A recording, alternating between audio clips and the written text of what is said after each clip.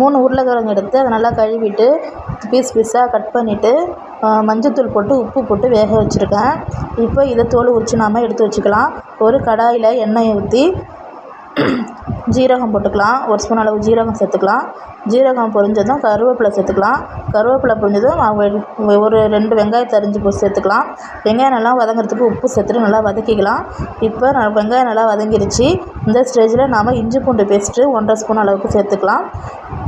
நல்லா இஞ்சி பூண்டு பேஸ்ட்டு வாடை போன பிறகு தக்காளியை சேர்த்துக்கலாம். தக்காளி, பச்சை மிளகாய் சேர்த்துருக்கேன். 2 பச்சை மிளகாயும் 2 தக்காளியும் சேர்த்துருக்கேன். அதுக்கப்புறம் பார்த்திங்கன்னா நான் காலைல வேக வச்ச கொண்டக்கடலையை, கருப்பு கலர் கொண்டக்கடலையை சேர்த்துருக்கேன்.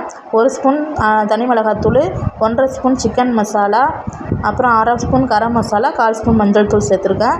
அப்புறம் உருளைக்கிழங்கு வேக வச்சு தான் மசித்து அதையும் சேர்த்துருக்கேன். எல்லாத்தையும் நல்லா மிக்ஸ் பண்ணி விட்டுட்டு தேவையான அளவுக்கு நம்ம தண்ணி ஊற்றிக்கலாம். தண்ணி ஊற்றிட்டு